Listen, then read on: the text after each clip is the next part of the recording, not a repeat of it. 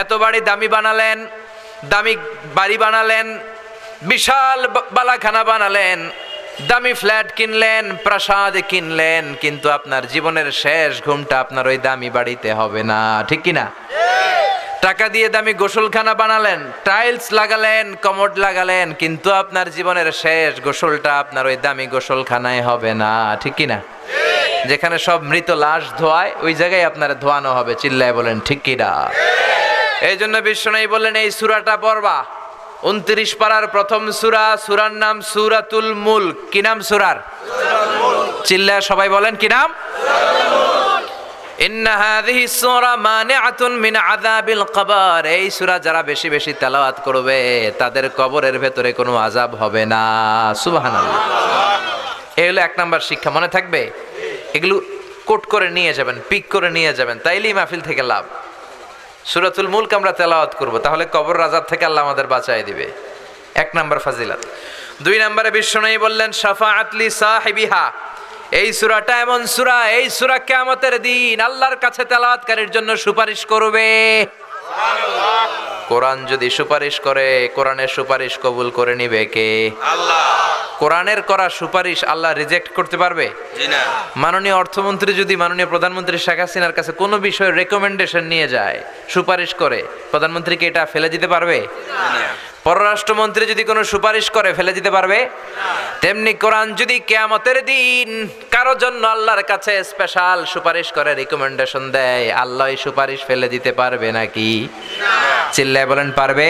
না। এজন্য সূরাতুল মুলক বেশি বেশি তেলাওয়াতের দরকার আছে না নাই? আছে। আবার বিশ্বনবী বললেন খাসামাত আন সাহিবিহা। এই সূরাটা তেলাওয়াতকারীর পক্ষে আল্লাহর সাথে কিয়ামতের দিন তর্ক করবে। আল্লাহু আকবার। এই সূরা আল্লাহর সাথে ঝগড়া করবে, ডিবেট করবে। কতক্ষণ? হাত্তা আদখালাহুল্লাহুল জান্নাহ। যতক্ষণ না পর্যন্ত রব্বুল আলামিন এই সূরার তেলাওয়াতকারীকে জান্নাতের ঘোষণা না দেয়। সুবহানাল্লাহ। যতক্ষণ না আল্লাহ ঘোষণা দিবে যে যাও আমি তোমাকে জান্নাতের জন্য সার্টিফাই করলাম, ততক্ষণ পর্যন্ত এই সূরা আল্লাহর সামনে দাঁড়িয়ে তর্ক করতেই থাকবে। তার মানে এই সূরাতে বরকত বেশি না কম? বেশি। এজন্য বিশ্বনবী বলতেন মান ক্বারা বিহা ফি লাইলাতিন ফাকাদ আকসারা ওয়া আতাবা। রাত্রি বেলা যে ব্যক্তি এই সূরাটা বেশি বেশি তেলাওয়াত করবে, তেলাওয়াতকারীর আমলনামাটাকে সওয়াব দিয়ে পরিপূর্ণ করে দিবে কে? আল্লাহ। এখন যে সূরা মুলকের তেলাওয়াত তাফসীর আমরা শুনতেছি, এখন দিন না রাত? আমাদের আমলনামা সওয়াব দিয়ে পূর্ণ করে দিবে কে? আল্লাহ। এজন্য বিশ্বনবী বলতেন আমি চাই আমার প্রতিটা উম্মতের হৃদয়ে সূরাতুল মুলক গাথা থাক। আমি নবী চাই আমার সব উম্মতের হৃদয়ে এই সূরাটা মুখস্থ থাক। আল্লাহু আকবার। এজন্য এই সূরাটা মুখস্থ করার দরকার আছে না নাই? এই যে আরেকটা সবক পাইলেন যে সূরাতুল মুলক মুখস্থ করতে হবে। রাজি আছেন? মাত্র 30টা আয়াত। কয়টা? 1 মাসে কয় দিন? নিশ্চিন্তপুরে কয় দিন? এদিকেও 30 দিন। তো প্রতিদিন যদি একটা করে আয়াত মুখস্থ করেন, পুরো সূরাটা কভার করতে, হেফজ করতে লাগবে কয় দিন? সবাই মুখস্থ করবেন? নানারা আপনারাও করবেন? আপনারাও করবেন? আপনারা চেয়ারম্যান, জনগণ সবাই মিলে মুখস্থ করবে এই সূরা। জনপ্রতিনিধি, জনগণ সবাই মিলে। রাজি আছেন তো? এটা আপনাদের হোমওয়ার্ক, বাড়ির কাজ। বাড়ির কাজ দিয়ে গেলাম, মুখস্থ হইলে ইমাম সাহেবরা শোনাবেন। রাজি আছেন? রাজি আছেন? দিস সূরা is an eye opener for you. এই সূরা আপনার দৃষ্টিকে খুলে দিবে, আপনার ঘুমন্ত বিবেককে জাগিয়ে তুলবে, আপনার মধ্যে একটা পরিবর্তন নিয়ে আসবে। বিশেষ করে আল্লাহ তাআলা নাস্তিকদের জন্য এই সূরার ভিতরে কিছু ডোজ দিয়েছেন। যারা বলে আল্লাহ বলতে কিছু নাই, স্রষ্টা বলতে কিছু নাই, there is no creator in this world. পৃথিবীতে নাকি কোনো স্রষ্টা নাই, সব নাকি এমনি এমনি হয়েছে, এরকম কিছু কথা বলে, এরকম উল্লুক্কা পাঠা আছে না নাই? আল্লাহ বলে আমার সৃষ্টির দিকে তাকা, আমার সৃষ্টির ভেতরেই আমি আল্লাহর নিদর্শন আছে না নাই? পাহাড়ের দিকে তাকা, সাগরের দিকে তাকা, ঝর্ণার দিকে তাকা, বুঝতে পারবি এই ঝর্ণারও একজন মালিক আছে না নাই? ঝর্ণা ঝর্ণা ঝর্ণা রে, বলনা বলনা বলনা রে, কার বিরহে পাগল পাড়া তুই, কার মিলনে ফুল ফসলে ভরা রে তোর দুকুল ভুই, কার মিলনে ফুল ফসলে ভরা রে তোর দুকুল ভুই, ঝর্ণা ঝর্ণা ঝর্ণা রে, বলনা বলনা বলনা রে, কার বিরহে পাগল পাড়া তুই। সুবহানাল্লাহ পড়েন। আপনি যখন কক্সবাজারে যাবেন, the longest sea beach in the world, 155 kilometre. গেছেন? গেলে দেখবেন কি সাগরের ঢেউ। এই সাগরের দিকে তাকালে মনের অজান্তে আপনার মাথায় এটা চলে আসবে যে এই সাগর এমনি এমনি হতে পারে না, এই সাগরের একজন স্রষ্টা আছে না নাই? আপনি যদি বাংলাদেশের সবচেয়ে বড় পাহাড় ময়মনসিংহের গারো পাহাড়ে যান, কিংবা বান্দরবানের তাজিং ডং বিজয়, চিম্বুক পাহাড়, কেওক্রাডাঙে যান, পাহাড়গুলো দেখলে বুঝবেন এই পাহাড়েরও একজন মালিক আছে না নাই? আপনি যদি সৌদি আরবের মরুভূমিতে যান, আফ্রিকার সারা মরুভূমির মাঝখানে যেয়ে দাঁড়ান, আপনি বুঝবেন মরুভূমির একজন মালিক আছে না নাই? আপনি খেয়াল করলে, চিন্তা করলেই আপনার মন আপনাকে সায় দিবে এই মহাবিশ্ব, এই বসুন্ধরা, এই চমৎকার পৃথিবী এমনি এমনি হতে পারে না। এই পৃথিবীর একজন স্রষ্টা আছে না নাই? আর সেই স্রষ্টার নাম কি? কিন্তু নাস্তিকরা বলে আনসিন ইজ নাথিং, যেটা দেখি না ওইটা বিশ্বাস করি না, বলে না? কিন্তু অনেক জিনিস তারা দেখে না কিন্তু বিশ্বাস করে, আছে না নাই? বাতাস দেখা যায় কি যায় না? এখানে বাতাস আছে না? বাতাস না থাকলে এই যে আমরা ব্রেথ ইন করি, ব্রেথ আউট করি, শ্বাস নেই শ্বাস ছাড়ি, বাতাস না থাকলে শ্বাস নেওয়া যেত? তার মানে এখানে বাতাস আছে না নাই? কিন্তু আমরা দেখি। নাস্তিকরা কি বাতাস বিশ্বাস করে না? কিন্তু প্রথমে কইছে যেটা দেখি না ওইটা মানি না, কিন্তু বাতাস মানে, ঠিক কি না? Do you see the air in the atmosphere? নাস্তিক পাইলে জিজ্ঞেস করবেন তুমি কি বায়ুমণ্ডলের বাতাস দেখো? সে বলবেন no. Then you ask him so why do you believe on that? তাহলে তুমি বিশ্বাস করো কেন? কেন বিশ্বাস করো? Do you see the bad headache someone feel in his head? কেউ যখন মাথায় ব্যথা পায় তুমি কি এটা দেখতে পাও? অনেকে আইসা বলে হুজুর আমার প্রচন্ড মাথায় ব্যথা, একটু দোয়া পরে ফু দিয়ে দেন, বলে না? তো লোকটা যে মাথার ব্যথায় মরে যাচ্ছে আমি কি দেখি? কিন্তু মাথা ব্যথা আমরা বিশ্বাস করি কি করি না? নাস্তিকেরা এরকম হাজার জিনিস দেখে না কিন্তু বিশ্বাস করে। এজন্য আল্লাহ বলে গোলাম আমার সৃষ্টির দিকে তাকা, আমার সৃষ্টির ভেতরে আমি আছি না নাই? সূরাতুল মুলকের ভেতরে এরকম অনেকগুলো ডোজ দিয়েছে আল্লাহ নাস্তিকদের জন্য, মেডিসিন দিয়েছে। কি দিয়েছে? এজন্য নাস্তিকদের সাথে সূরা মুলক নিয়ে আপনারা ডিবেট করবেন। কুফা নগরীতে এক নাস্তিক ছিল, উল্লুকা পাঠা। সে বলে আমি আল্লাহরে মানি না, স্রষ্টা বলতে কিছু নাই। কেউ যদি আমারে বুঝায় দিতে পারে যে স্রষ্টা বলে একজন আছে, আমি তার হাতে বায়াত হয়ে আমি মুসলমান হয়ে যাব। কোন সুবহানাল্লাহ। কুফার লোকেরা বলল ইনদানা ইমাম ইসমুহু নু'মান ইবনে সাবিত, আমাদের একজন ইমাম সাহেব আছে নাম নু'মান ইবনে সাবিত। ওনার নাম নু'মান কিন্তু আসলে উনি ইমাম আল আযম আবু হানিফা। সুবহানাল্লাহ বলতে পারলেন না? সবাই বলে আমাদের ইমাম এমন ইমাম তোমারে বুঝায়া ছাড়বে। নাস্তিক বলে ডাক তোদের ইমামকে, তোদের ইমামের সাথে ডিবেট হবে আগামীকাল জুমার নামাজের পর 2টার দিকে ওই বিশাল ময়দানে ডিবেট হবে। হাজার হাজার মানুষ তর্ক দেখার জন্য এসেছে। ইমাম আযম আবু হানিফা আল্লাহর পক্ষে আর নাস্তিক হলো আল্লাহর বিপক্ষে, ঠিক কি না? হাজার হাজার মানুষ দেখতে এসেছে, দেখি কে জিতে যায়। হাজার হাজার মানুষ আসলো, নাস্তিক আসলো, আসে নাই ইমাম আবু হানিফা। কে আসে নাই? 2টা বাজে আসে নাই, 2:30 বাজে আসে না, 3টা আসে না, উনি আসছে 4টার দিকে, 2 ঘন্টা লেট, 2 আওয়ার্স লেট অলরেডি। কয় ঘন্টা লেট? আসার পরে নাস্তিক বলে এ কেমন ইমাম যার সময়ের জ্ঞান নাই, এর সাথে আমার কোনো তর্ক নাই। ইমাম আবু হানিফা বলে ইনদি উযর, আমার কথা আছে, আই হ্যাভ এক্সকিউজ। কি এক্সকিউজ? সাইয়েদনা ইমাম আবু হানিফা বললেন আমি ঘর থেকে বেরোলাম, প্রতিদিন নদী পার হয়ে আমরা আসি, আজকে ঘর থেকে বেরোয় দেখি নদীর সামনে নৌকা নাই, রাস্তায় কোনো মানুষ নাই, কেউ নাই। আমি হেঁটে হেঁটে নদীর কাছে যেয়ে দেখি নদীর পাশে বিশাল বড় গাছ। হঠাৎ দেখলাম এমনি এমনি গাছটা 2 ভাগ হয়ে গেল, এমনি এমনি গাছ থেকে তক্তা বের হয়ে গেল, করাত ছাড়া মিস্ত্রি ছাড়া এমনি এমনি গাছের তক্তাগুলো জোড়া লেগে নৌকা হয়ে গেল। লগি নাই, বৈঠা নাই, মাঝি নাই, এমনি এমনি নৌকা আমাকে নিয়ে নদীর এপার থেকে ওপার চলে গেল। এই বিশাল প্রসেসিংটা হইতে 2 ঘন্টা আমার দেরি হয়েছে, তো এই জন্য আই এম লেট, আমার দেরি হয়েছে। নাস্তিক কয় তগো ইমাম ডাইল খাইছে, ডাইল, অথবা গত রাতে ঘুম হয় নাই, পাগলের মতো আবল তাবল বকে, প্রলাপ বকে। সাইয়েদনা ইমাম আবু হানিফা বললেন এই কথা বলেন কেন? নাস্তিক বলে করাত ছাড়া গাছ কাটা যায় নাকি? এমনি এমনি গাছ কেটে যায় নাকি? এমনি এমনি তক্তা বেরোয় নাকি? এমনি এমনি তক্তাগুলো জোড়া লেগে নৌকা হয় নাকি? এমনি এমনি লগি নাই, বৈঠা নাই, এমনি এমনি মাঝি ছাড়া নৌকা চলে নাকি? ইমাম আবু হানিফা বললেন এই তো আপনি লাইনে চলে আসছেন, now you are on the right track, এখন আপনারা বুঝানো আমার সহজ হবে। সাইয়েদনা ইমাম আবু হানিফা বললেন এমনি এমনি তক্তা হয় না, এমনি এমনি গাছ কাটে না, এমনি এমনি মাঝি ছাড়া নৌকা চলে না। তাহলে এই আকাশটা কেমন করে এমনি এমনি হলো, জমিনটা কেমন করে এমনি এমনি হলো, পাহাড় পর্বত মহাবিশ্ব কেমন করে এমনি এমনি হলো। আল্লাহু আকবার।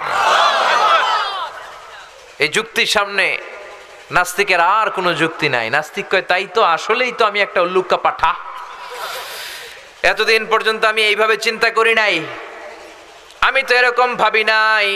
ও নু'মান ইবনে সাবিত, ইমাম আসলে আপনি বড় ইমাম, আর আমি তর্কে জড়াতে চাই না। আপনার হাত দেন, আমি আপনার কাছে বায়াত হলাম, আর আমারে আপনি পড়িয়ে দেন লা ইলাহা ইল্লাল্লাহু মুহাম্মাদুর রাসূলুল্লাহ সাল্লাল্লাহু আলাইহি ওয়াসাল্লাম। নাস্তিকদের জন্য এরকম সুন্দর সুন্দর ডোজ এই সূরার ভেতরে দিয়েছে কে? আল্লাহ। আরো জোরে বলেন কে? আল্লাহ। সূরার নাম সূরাতুল মুলক। সূরার নাম কি? সূরাতুল মুলক। মুলক মানে ক্ষমতা, মুলক মানে কি? মুলক মানে পাওয়ার, মুলক মানে অথরিটি, মুলক মানে সভরেনিটি। আল্লাহ শুরু করলেন তাবারাকাল্লাযী বিয়াদিহিল মুলকু ওয়া হুয়া আলা কুল্লি শাইইন কাদির। সুমহান সেই সত্তা যার হাতে সব ক্ষমতা, আর তিনি যেটা চান সেটাই করতে পারেন। একমাত্র যেটা চান সেটাই করতে পারেন তিনি কে? আল্লাহ। তাবারাকা শব্দ দিয়ে আল্লাহ সূরা শুরু করলেন। আল্লাহ বললেন আমি এত বরকতময়, তাবারাকাল্লাযী বরকতময় সেই সত্তা, বিয়াদিহিল মুলকু যার হাতে সব ক্ষমতা। ক্ষমতা সব কার হাতে? আল্লাহ। নাকি আপনাদের হাতে? আপনারা তো বলেন ক্ষমতার মালিক নাকি আপনারা? জনগণ সকল ক্ষমতার উৎস, আপনারা এগুলো বলেন না? বলেন না? বলেন না? এগুলো রাষ্ট্রীয় কুফুরি, রাষ্ট্র থেকেও অনেক কুফুরির ডোজ আমাদেরকে শিখায় দেওয়া হয়, ঠিক কিনা? সকল ক্ষমতার মালিক একজন, তিনি কে? আল্লাহ। আমাদের কোনো ক্ষমতা নাই, সব ক্ষমতা কার? আল্লাহ। আল্লাহ বলে ওয়া খুলিকাল ইনসানু দাঈফা, আমি তোমাদেরকে দুর্বল করে বানালাম। আমরা শুধু দুর্বল না, আমরা সবাই দুর্বল, দুর্বলের ঘরের দুর্বল। আমি দুর্বল, আমার বাবা দুর্বল, আমার দাদা দুর্বল, আমার 14 গোষ্ঠী দুর্বল। তার মানে দুর্বলের ঘরের সবল একজন, তিনি কে? আল্লাহ। ক্ষমতা একজনের, কার? আল্লাহ। মনে থাকবে? পেঁচায় ফেলবেন না তো আবার? পেঁচানো যাবে না, সব ক্ষমতার মালিক হচ্ছেন আল্লাহ। আমাদের ক্ষমতা থাকে কেমন করে? আপনার যখন পেটে ব্যথা হয়, ডায়রিয়া হয়, আপনি বিছানায় গড়াগড়ি খান কি খান না? তো কেন গড়াগড়ি খান? আপনি না ক্ষমতার মালিক? সব ক্ষমতার উৎস বলে আপনি। 3 বার টয়লেটে গেলে 4র্থবার আর তার চেহারার দিকে তাকানো যায় না, ঠিক কিনা? 5ম বার টয়লেট থেকে বের হয়ে কয় আমি মইরা যামু, আমারে ধর। তো মরবেন কেন? আপনি তো ক্ষমতার মালিক, আপনার ক্ষমতা গেল কই? একবার ডায়রিয়া হলে আর ক্ষমতা থাকে না, সবার কাছে মাপছে, আমারে মাফ করে দেন, আমি মরে যাব। আসলে আমাদের কোনো ক্ষমতাই নাই, ক্ষমতার মালিক একজন, তিনি কে? আল্লাহ। পেছন থেকে বলে কেউ যদি বলে হুজুর সাপ, ফস পাওয়া যাবে আপনাদেরকে? আপনারা থাকলো আমি আমার 2 নানারে লিয়া দৌড় দুমে দিকে। চাচা আপন প্রাণ বাসা, অসহায়। রিক্সার টায়ার পাংচার হইলে আমরা লাভ দিয়ে উঠি, লাভ দেই না? ট্রাকের টায়ার পাংচার হয়েছে, আমি নিজেই তো কত লাভ দিছি। আমি তো এক জেলা থেকে আরেক জেলায় যাই, বিভিন্ন জায়গায় যাই, রাস্তায় প্রায় এই দুর্ঘটনাগুলো ঘটে। ট্রাকের টায়ার পাংচার, বিকট আওয়াজ হয়, মনে হয় যে ককটেল মেরেছে, লাভ দিয়ে উঠি। ড্রাইভার কয় হুজুর ডরায়েন না, টায়ার পাংচার হয়েছে। তখন বোঝা যায় আমার সাহস কতটুকু। আসলে আমাদের কোনো ক্ষমতা নাই, ক্ষমতার মালিক কে? এজন্য আল্লাহ বললেন তাবারাকাল্লাযী বিয়াদিহিল মুলকু ওয়া হুয়া আলা কুল্লি শাইইন কাদির। সুমহান সেই সত্তা যার হাতে ক্ষমতা, ক্ষমতা কার হাতে? বর্তমান পৃথিবীতে সবচেয়ে সুপার পাওয়ার বলে দাবি করে ডোনাল্ড ট্রাম্প নিজেকে, তাই না? তার একটা বক্তব্য দেখবেন, ইউটিউবে পাবেন, সে ভাষণ দিচ্ছিল, কে যেন বিউগলে মানে একটা হুইসেলে ফু দিয়েছিল আর আল্লাহু আকবার বলেছিল। সে 3টা লাভ দিছে, আর তার স্পেশাল সিকিউরিটি ফোর্স এসএসএফ এসে তাকে ঘিরে ধরেছে। এত ক্ষমতার অধিকারী, একটা হুইসেল দিলে লাভ দিয়ে ওঠে, আচ্ছা না নাই? আবার বোঝা যায় যখন তুফান শুরু হয়, বোঝা যায় আমাদের ক্ষমতা কত কম যখন ভূমিকম্প হয়। 8 তলা 10 তলা 20 তলা বিল্ডিং গুলোর ভেতর থেকে যারাই থাকে সবাই বের হয়ে যায়, কারণ বাঁচার দরকার আছে রাডাই। যত ফ্ল্যাট আছে, যত বাড়ি আছে, দেখবেন ওই বাড়িগুলোর ভাড়াটিয়ারাও দৌড়, বাড়িওয়ালাও দৌড়। রাত 3টা 4টা 5টার দিকে ভূমিকম্প হয় না? নাকি শুধু ভাড়াটিয়া দৌড় দেয়, বাড়িওয়ালা দৌড় দেয় না? দৌড় দেয়। ধনী গরিব ক্ষমতাশীল সবাই দৌড়ায়, ঠিক কিনা? নেপালে একটা ভূমিকম্প হয়েছিল গত কয়েক বছর আগে। আমাদের বাংলাদেশের কিছু নায়িকারা গিয়েছিল শুটিং করতে। তো সকালবেলা শুটিং, তারা নেপালের একটা হোটেলে কাঠমান্ডুতে হোটেল থেকে বেরিয়েছে, তাদের পুরো সেট নিয়ে তারা একটা পাহাড়ের উপর নাচ করবে, ওখানে ডান্স হবে। কি হবে? শুরু করে দিয়েছে দুনিয়াকে মজা লে লো দুনিয়া তোমারি হ্যায়। তারা একটা ইন্টারভিউতে বলতে শুরু করলো, আমরা নাচতে শুরু করলাম, কিছুক্ষণ পর দেখি আমগুলোকে পাহাড়ও নাচে। পরে আমরা নাচ থামায়া দিলাম, দেখি পাহাড় নাচ থামায় না, পাহাড় নাচতেছে। বুঝতে আর বাকি রইল না, আসলে এটা পাহাড়ের নাচানাচি নয়, এটা আর্থকোয়েক, ভূমিকম্প, ঠিক কিনা? সবাই আমরা চিৎকার চেঁচামেচি শুরু করলাম। পাহাড়ে বসে বললাম, যেই হোটেলে আমরা গত রাতে ছিলাম, আমাদের লাগেজ কাপড় চোপড় যেই হোটেলে, 4 তলা হোটেলে রেখে এসেছি, পাহাড় থেকে দেখা যায়। হঠাৎ দেখলাম 2-1 সেকেন্ডের ব্যবধানে পুরো হোটেলটা মাটির সাথে ধসে মেসাকার হয়ে গেল। পুরো কাঠমান্ডু শহরটা কেঁপে উঠলো। পুরো কাঠমান্ডুর বড় বড় মূর্তিগুলো, এই 10টা হাত দিয়ে জিহ্বা বের করে থাকেন এইভাবে, এই মূর্তিগুলো বিভিন্ন জায়গায় ওরা সেট করে রেখেছে টুরিস্ট অ্যাট্রাকশন হিসেবে। সবগুলো মূর্তি ধপাস করে পড়েছে, নিজেরাই বাঁচতে পারে না, মানুষের বাঁচাবে কি? জোরে কোন ঠিক কিনা? একটা মূর্তির গায়ে যদি মাছি মশা এসে বসে, কেউ না তাড়ালে মূর্তি তাড়াতে পারে না, ঠিক কিনা? গোটা কাঠমান্ডু কেঁপে উঠলো। একটা লোক কাঠমান্ডু শহরে বসে বসে 2টা বাচ্চাকে নিয়ে কান্না শুরু করেছে। টিভি চ্যানেলের লোকেরা যাচ্ছিল, তারা রিপোর্ট করছে, আর ওই লোকটাকে জিজ্ঞেস করছে, আপনার কি হয়েছে, কাঁদেন কেন? সে বলে, গতকাল পর্যন্ত আমার 5 তলা বাড়ি ছিল, 2টা গাড়ি ছিল, একটা সুপার শপ ছিল, টাকা পয়সার কোনো অভাব নাই, আমার পুরা বাড়িটা শেষ। আমার বউ বেরোতে পারে নাই, বাচ্চা 2টারে নিয়ে কোন রকম জানে বাঁচলাম। এখন খাবার মতো কোনো খাবার নাই, বিশুদ্ধ পানি নাই, ত্রাণের প্যাকেট আসলে মারামারি করে যদি একটা প্যাকেট পাই, 2 বাচ্চারা আমি মিলে জিলে খাই। গতকাল ছিলাম কোটিপতি, আজকে পথের ভিখারি, ঠিক কিনা? কোনো ক্ষমতা নাই, ক্ষমতার মালিক একজন, তিনি কে? আল্লাহ। এই যে মাহফিলের ময়দান, 3টা ভাউয়া ব্যাংক যদি কেউ এদিকে ছেড়ে দেয়, ভাউয়া ব্যাংক চিনেন? লাভ দেয় না? এদিকে একটা ভাউয়া ব্যাংক, মাঝখানে একটা, পিছনে একটা ব্যাংক, আর কি লাভ দিবে? ব্যাংকের চেয়েও 3 ডবল লাভ দিবেন আপনারা, ঠিক কিনা? কোনো ক্ষমতা নাই। কুকুর আমাদেরকে কামড়াইলে আমরা কুকুরে কামড়াইতেও পারি না। বল্লা পোকা কামড় দিয়ে দেয় দৌড়, ওইটার যে ধর্মু ওইটাও পারি না, চিল্লা এখন, ঠিক কিনা? এজন্য আপনি যত ক্ষমতার অধিকারী হন, এগুলো নকল ক্ষমতা, আসল ক্ষমতার মালিক কে? গত বছর আমাদের মাননীয় প্রধানমন্ত্রী একবার ওনার বিমান থেকে ল্যান্ড করতে পারছিলেন না, আধা ঘন্টা 1 ঘন্টা পরে ল্যান্ড করেছিলেন। বিমানের সমস্যা, 33টা চক্কর মেরেছে ওনার বিমান। ওনার স্পেশাল সিকিউরিটি ফোর্স এদেশের প্রিয় প্রধানমন্ত্রীকে যেয়ে বলল, মাননীয় প্রধানমন্ত্রী, উই ক্যান নট ল্যান্ড নাও, একটা সমস্যা হয়েছে, আপনি বিচলিত হবেন না, আমরা ট্রাই করে যাচ্ছি সলভ আউট করার, আমাদের বিমানের সমস্যা, যান্ত্রিক ত্রুটি, এখন আমরা নামতে পারতেছি না। 33টা চক্কর মেরেছে আকাশে। মাননীয় প্রধানমন্ত্রীকে তারা বললেন, আপনি শান্ত হয়ে বসেন। ও মিয়া, যখন মাননীয় প্রধানমন্ত্রী বিমানে বসা আর বলা হচ্ছে বিমানের সমস্যা, তখন মাননীয় প্রধানমন্ত্রী বসে বসে জিকির করছিল কার? আল্লাহ। জোরে বলেন, কার? আল্লাহ। তার মানে এত ক্ষমতা, তখন ক্ষমতা মিছে, চিল্লা এখন, ঠিক কিনা? তখন জান ভিক্ষা চাইতে হবে একজনের কাছে, তিনি কে? এজন্য আল্লাহ বললেন, তাবারাকাল্লাযী বিয়াদিহিল মুলকু ওয়া হুয়া আলা কুল্লি শাইইন কাদির। সুমহান সেই সত্তা যার হাতে ক্ষমতা, ক্ষমতা কার হাতে? আবার আল্লাহ বললেন, আমি ক্ষমতার চেয়ারে বসাই, আমি ক্ষমতার চেয়ার থেকে নামাই, তিনি কে? কুলিল্লাহুম্মা মালিকাল মুলকি তুতিল মুলকা মান তাশাউ ওয়া তানজিউল মুলকা মিম্মান তাশা ওয়া তুইজ্জু মান তাশাউ ওয়া তুযিল্লু মান তাশাউ বিয়াদিকাল খায়র ইন্নাকা আলা কুল্লি শাইইন কাদির। সুবহানাল্লাহ পড়েন।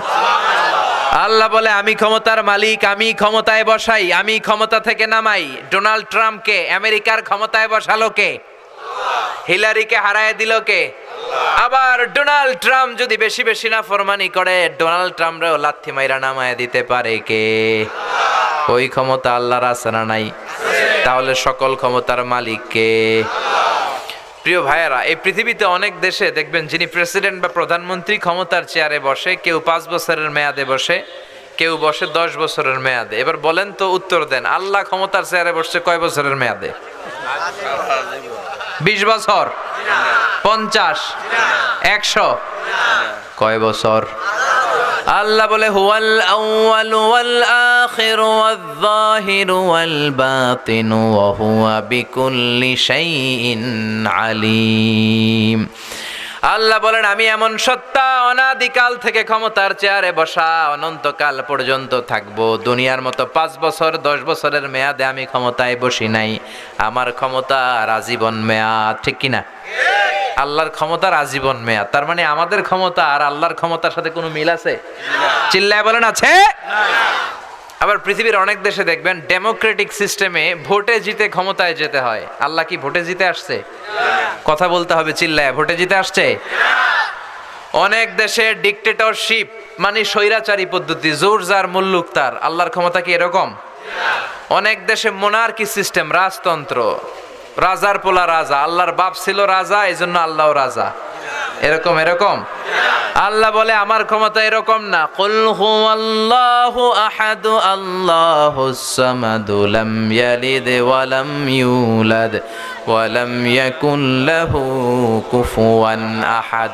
লাম ইয়ালিদ ওয়া লাম ইউলাদ, আমি আল্লাহ কাউরে জন্ম দেই নাই, কারো ঔরসে আমি আল্লাহ জন্ম নেই নাই, ঠিক কি না? পৃথিবীর শুরু থেকে আমি ক্ষমতার চেয়ারে বসে আছি, শেষ পর্যন্ত থাকবো। তিনি কে? আবার পৃথিবীর অনেক দেশে দেখবেন ক্ষমতায় যেতে হলে জোট করা লাগে, কোয়ালিশন করা লাগে। বাংলাদেশের জোটের রাজনীতি আছে না নাই? প্রথমে শুরু হইলো 4 দলীয় জোট, তারপরে 14 দলীয়, এরপরে 18 দলীয়, এরপর 20 দলীয়, এরপরে মহাজোট, এবার হবে মহাজোট, ঠিক কিনা? তো আল্লাহর ক্ষমতায় যাওয়ার জন্য কি জোট করা লাগছে? চিল্লায় বলেন, জোট করা লেগেছে? আল্লাহ বলে আমার ক্ষমতায় কেউ শরীক নাই। ওয়ালাম ইয়াকুল্লাহু শারীকুন ফিল মুলকি ওয়া কাব্বিরহু তাকবীরা।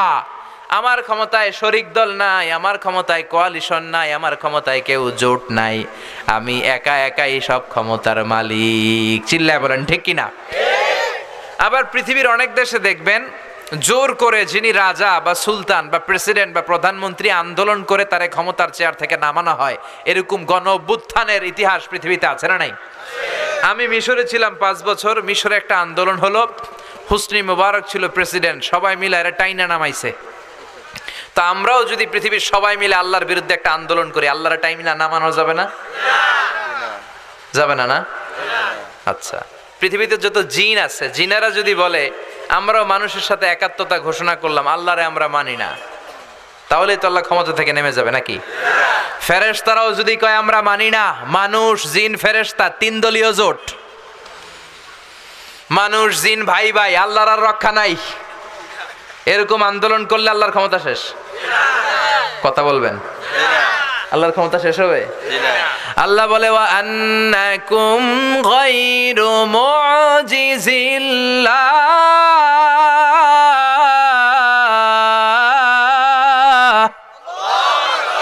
গোটা বিশ্বের সবাই মিলে জোট করে যদি আমি আল্লাহর বিরুদ্ধে বিদ্রোহ করো, মানুষ জিন ফেরেশতারা সবাই যদি আমার বিরুদ্ধে যুদ্ধ ঘোষণা করো, সবাই মিলে যদি আমারে ক্ষমতার চেয়ার থেকে নামাতে চাও, সবার চেষ্টার ফলেও আমার ক্ষমতার 1 আনাও তোরা কমাতে পারবি না, ঠিক কি না? এজন্য আল্লাহ বলে আমি ক্ষমতার মালিক, কোনোদিন ক্ষমতা থেকে নামবো না। পৃথিবীতে অনেক দেশে দেখবেন রাজার বয়স হয়েছে 70 কিংবা 80, বয়সের ভারে নুজ্জ হয়ে এবার লাঠিতে ভর করে চলে, কয় আই আর হাইতান্ন, আরে মাফ করি দে। এরকম রাজা আছে না নাই? সেলফ রিটায়ারমেন্টে যায়, স্বেচ্ছায় অবসর, আছে না নাই? তো আল্লাহর তো অনেক বয়স হয়েছে, সেই কবে থেকে উনি ক্ষমতার চেয়ারে বসছে, ওনার এখন রিটায়ারমেন্টে যাওয়া উচিত। কথা বলেন, আল্লাহর বয়স হয়েছে? বুড়ো হয়ে গেছে, এখন তো লাঠি বট দিয়ে হাঁটে মনে হয়। কথা বলেন। আল্লাহ বলে না, লা তাখুযুহু সিনাতু ওয়ালা নাওম, আমার ঘুম নাই, তন্দ্রা নাই, আমার ক্লান্তি নাই, শ্রান্তি নাই। ওয়ালা ইয়াউদুহু হিফযুহুমা ওয়া হুয়াল আলিয়্যুল আযীম। এই মহাবিশ্বটা পরিচালনা করতে যে আমি আল্লাহ এক সেকেন্ডের জন্য ক্লান্ত হই না। সুবহানাল্লাহ। এজন্য আল্লাহ বললেন তাবারাকাল্লাযী বিয়াদিহিল মুলকু ওয়া হুয়া আলা কুল্লি শাইইন কাদির। সুমহান সেই সত্তা যার হাতে ক্ষমতা। ক্ষমতা কার হাতে? নাকি আপনাদের হাতে? আর কোনদিন এটা বলবেন আমরা ক্ষমতার মালিক, আমাদের দাপট সব আমার আমার আমার, এগুলো বলা যাবে? সব কার? আল্লাহ বললেন সব ক্ষমতার মালিক আমি, আর আমি চাইলে সব করতে পারি। আমরা বললাম আল্লাহ বুঝলাম আপনি অনেক ক্ষমতার মালিক, আর আপনি কি করতে পারেন বলেন? আল্লাহ বললেন আল্লাযী খালাকাল মাউতা ওয়াল হায়াতা লিয়াবলুয়াকুম আইয়ুকুম আহসানু আমালা ওয়া হুয়াল আজিজুল গফুর। সুবহানাল্লাহ পড়েন। আল্লাহ বলে আমি জীবন তৈরি করেছি, মরণ তৈরি করেছি তোমাদেরকে পরীক্ষা করার জন্য, আর আমি দেখতে চাই কে ভালো আমল করো। যারা ভালো আমল করেছো তাদের জন্য 8টা জান্নাতের দরজা খুলে দিবে কে? আর যারা দুনিয়াতে জুলুম করেছো, অন্যায় করেছো, তাদের জন্য জাহান্নাম রেডি করা আছে না নাই? আল্লাহ বলে আমি জীবনের মালিক, মরণের মালিক। ও মিয়া, জীবন দেয় কে? মরণ দেয় কে? প্রাণ ভিক্ষা দেয় কে? নাকি আমনেগো রাষ্ট্রপতি? আমনেগো রাষ্ট্রপতি তো মাশাআল্লাহ প্রাণও ভিক্ষা দেয় না। আরে রাষ্ট্রপতির প্রাণও আল্লাহ ভিক্ষা দিতে পারে, চিল্লা এখন ঠিক কিনা? আসল জীবন মরণের মালিক কে? আল্লাহ বললেন আমি জীবন বানালাম, মরণ বানালাম, মাঝখানে বানালাম রূহ। রূহ থাকলে মানুষ জিন্দা, রূহ চলে গেলে ওই মানুষটা হয়ে যায় মুর্দা। এই যে মিজানুর রহমান আজহারী কথা বলে হাসে, কথা বলে হাত নাড়ে, কারণ ভিতরে রূহ আছে না নাই? আপনারাও কথা বলেন, নড়েন চড়েন, কারণ ভেতরে রূহ আছে না নাই? যেই দিন রূহটা উড়াল দিবে, লাশ বানিয়ে দিবে কে? এই পৃথিবীর সবচেয়ে বড় ধরনের একটা মিরাকেল, অ্যামেজিং মিরাকেল বিষয় হচ্ছে রূহ। মানুষ সব বানাতে পারে, মানুষ প্লেন বানাতে পারে, রোবট বানাতে পারে, মানুষ সুফিয়া খালারে বানাতে পারে। সুফিয়া খালারে চিনেন? সুফিয়া নামে একটা মেয়ের আনছিল না? হ্যাঁ, এটা মেয়ের আকৃতি দিয়েছে, ঠোঁটে লিপস্টিক পরিয়েছে। আল্লাহ বলবেন কিয়ামতের দিন এর ভেতরে রূহ ঢুকা। যারা সুফিয়া নিয়ে লাফালাফি করছে, রূহ ঢুকা। এজন্য আল্লাহ বললেন তুমি প্লেন বানাতে পারো, কম্পিউটার বানাতে পারো, রোবট বানাতে পারো, কিন্তু তুমি রূহ বানাতে পারো নাকি? রূহ বানাতে পারে একজন, তিনি কে? ইয়াসআলুনাকা আনির রূহি কুলির রূহু মিন আমরি রাব্বি ওয়া মা উতিতুম মিনাল ইলমি ইল্লা কালিলা। মক্কার কাফিররা এসে বলে আব্দুল্লাহর বেটা মুহাম্মদ, তুমি যদি একটা প্রশ্নের উত্তর দিতে পারো আমরা সব মুসলমান হয়ে যাব। বিশ্বনবী বললেন কি প্রশ্ন? মক্কার কুরাইশরা বলে মা হুয়ার রূহ, রূহ কাকে বলে? এইটা যদি বলতে পারো কালিমা পড়ে মুসলমান হব। সুবহানাল্লাহ। ওমি আপনারা কেউ রূহ দেখছেন? কালার কি, ওজন কতটুকু, সাইজ কতটুকু আমাদের জানা আছে? চাচা মরে গেল, দাদা মরে গেল, কোন দিক দিয়ে যে রূহটা উড়াল দিল আমরা কেউ দেখেছি? জোরে বলেন। বিশ্বনবী বললেন আমি জানি না, তবে আল্লাহ যদি জানায় জানিয়ে দেব। আল্লাহ আয়াত নাজিল করলেন কুলির রূহু মিন আমরি রাব্বি। ও নবী, মক্কার কুরাইশদের বলে দেন রূহ হলো আমি আল্লাহর স্পেশাল আদেশ, আল্লাহর অর্ডার। আল্লাহর অর্ডারে রূহ ঢুকে, আল্লাহর অর্ডারে এই রূহ বের হয়ে যায়, ঠিক কি না? এই রূহ কেউ বানাতে পারে না। মানুষ কি রূহ বানাতে পারবে? এর কারণ ওমা উতিতুম মিনাল ইলমি ইল্লা কালিলা, আমি তোমাদেরকে অল্প জ্ঞান দিয়েছি, লিমিটেড জ্ঞান। আমাদের জ্ঞানটা লিমিটেড, সীমিত। আনলিমিটেড জ্ঞান একজনের, তিনি কে? আল্লাহ চ্যালেঞ্জ দিয়ে বললেন তোমরা রূহ বানাতে পারবা না। কিন্তু ইউনাইটেড স্টেটস অফ আমেরিকার একজন মেডিকেল সায়েন্টিস্ট, উনি চ্যালেঞ্জ গ্রহণ করে বলেছে আমি রূহ বানায় ছাড়বো। কথা শুনতেছেন? আপনাদের মনোযোগ আছে না গেছে? সবার মনোযোগ আছে? তাকবীর দেন তো, লিল্লাহে তাকবীর। তো তিনি চ্যালেঞ্জ করে বললেন আমি রূহ বের করে ছাড়বো। 7 বছর উনি গবেষণা করেছেন, মাগার রূহুর দেখা পায় না। মুমূর্ষু রোগী নিয়ে ওনার কাজ, কখন যে দেহ থেকে রূহটা উড়াল দেয় টেরই পাওয়া যায় না। এবার তার মাথায় আসলো এক বুদ্ধি, সে চিন্তা করলো বুলেট প্রুফের গ্লাস দিয়ে আমি ছোট্ট একটা রোম বানাবো। কি proof? Bullet proof. Bullet proof হচ্ছে এমন প্রুফ গুলি মারলে ঢুকে না। এই যে আমাদের মাননীয় প্রধানমন্ত্রী মহোদয়, রাষ্ট্রপতি মহোদয় যে গাড়িতে চড়ে, এই গাড়িগুলো বুলেট প্রুফ, কেউ গুলি মারলেও ঢুকবে না, ঠিক কিনা? তো বিজ্ঞানের মাথায় চিন্তা আসলো, আমি বুলেট প্রুফের একটা গ্লাস দিয়ে ছোট্ট রোম বানাবো, আর এই রোমের ভিতরে মুমূর্ষু রুগী ঢুকাবো, এটার ভিতরে কেউ মরলে রুহু আর বেরোতে পারবে না, যেহেতু বুলেট প্রুফ। কত বড় উল্লুক্কা পাঠা! তো গ্লাস ফিটিং করা ছোট্ট একটা রুম বানিয়েছে, আর তার টিমের সবাইকে নিয়ে সে বলল, আজকে আমি রুহু ধইরা সারুম। রুহু কেমনে বেরোয় আমি দেখবো, কারণ বুলেট প্রুফের গ্লাস দিয়ে, টেম্পার গ্লাস দিয়ে আমি ছোট্ট রুম বানিয়েছি, এটার ভেতরে মুমূর্ষু রুগী ঢুকাবো। যাও আইসিইউ থেকে রুগী ধরে আনো। মুমূর্ষু এক রুগীরে ধরে নিয়ে আসছে, মুখের মধ্যে মাস্ক পরানো, কৃত্রিমভাবে লাইফ সাপোর্টে রাখা, অক্সিজেন দেয়া হচ্ছে। মেডিকেল টিমের প্রধান বলে গ্লাস ফিটিং করা রুমের ভিতরে ঢুকা, তার আগে তার বিপি মাপ, মানে ব্লাড প্রেশার চেক করে বলে বিপি ইজ ওকে। এবার বলল তার ওজন মাপ, তারা ওজন মাপলো, ওজন পাওয়া গেল 80 কেজি। কয় কেজি? এবার বলল ওকে, বিপিও ঠিক আছে, ওজন 80 কেজি। এবার গ্লাস ফিটিং করা রুমের ভিতরে ঢুকায় দেয়, দেখি রুহু কেমনে বেরোয়। ঢুকায় দেওয়ার পরে মেডিকেল টিমের প্রধান বলে তার লাইফ সাপোর্টটা খুলে ফেল, অক্সিজেন খুলে ফেল। সবাই বলে স্যার অক্সিজেন খুলে ফেললে তো এটা মরে যাবে। মেডিকেল টিমের প্রধান বলে মারার জন্যই তো আনছি, এটা না মরলে আমি রুহু দেখমু কেমনে। তো গ্লাস ফিটিং করা রুমের ভিতরে ঢুকায়া লাইফ সাপোর্ট খুলে ফেলছে, অক্সিজেনের অভাবে মুমূর্ষু রুগীটা ছটফট ছটফট করতে করতে শেষ মরে গেছে, মাগার রুহু দেখা যায় না। মেডিকেল টিমের প্রধান একবার ডানে তাকায় বায়ে তাকায়, কি খোঁজে? কিন্তু রুহু আছে নাকি? রুহু উড়াল দিছে, ঠিক কিনা? খুঁজে পাওয়া যায় না। এবার গ্লাসের দরজা খুলে, জানালা খুলে, ভিতরে হাত দিয়ে এরকম রুহু টোকাইতেছে। কি টোকায়? টাকি মাছ যেমনে টোকায় না, রুহু খুঁজতেছে। এইভাবে রুহু পাওয়া যায়?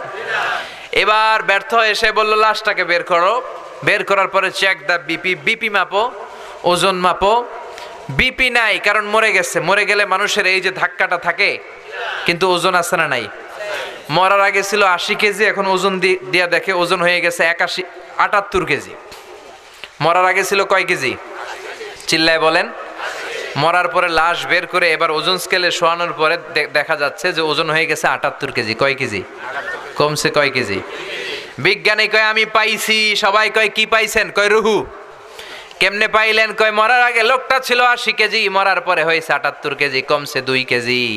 তার মানে যেটা উড়াল দিছে ওইটাই 2 কেজি। যেহেতু আগে ছিল 80, এখন 78, 2 কেজি কমলো কেন? যেহেতু কমছে তার মানে কিছু একটা তো বেরোইছে, ওইটাই 2 কেজি। কয় আমি পাইছি, রুহু পাইছি। কিন্তু বিজ্ঞানীদের নিয়ম হচ্ছে একটা রেজাল্ট পেয়ে আপনি ফাইনাল কথা বলতে পারবেন না, আরো কিছু নমুনা সংগ্রহের দরকার আছে না নাই? মেডিকেল টিমের প্রধান বলে আরেকটা মুমূর্ষু রোগীর আন। বিপি মাপ, বলে বিপি ওকে। ওজন মাপ, কয় ওজন 70 কেজি। কয় কেজি? আরো জোরে, কয় কেজি?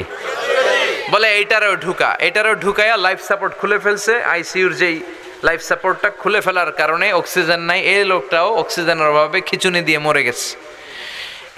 এবারও রুহু খুঁজে পায় না। কয় লাশ বাইর কর। বের করার পরে বিপি মাপ, বিপি নাই। ওজন চেক কর, কয় ওজন হয়ে গেছে 71 কেজি। মরার আগে ছিল কয় কেজি?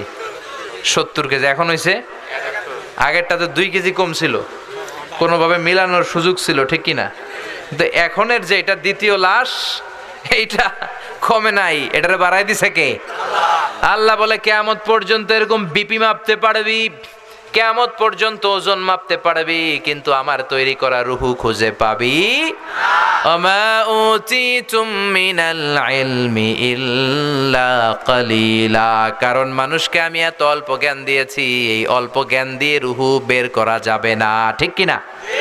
মানুষ মরে গেলে এক একজনের এক এক দশা। কারো হাত পা টাইট হয়ে যায়, দাঁতের মধ্যে খিচুনি লাগে, দেহের গ্যাসগুলো জমাট বেঁধে যায়, ওজন বেড়ে যায়, আর অনেকের শরীরটা ফেসফেসে হয়ে যায়, ছেড়ে দেয় এরকম, ঠিক কিনা?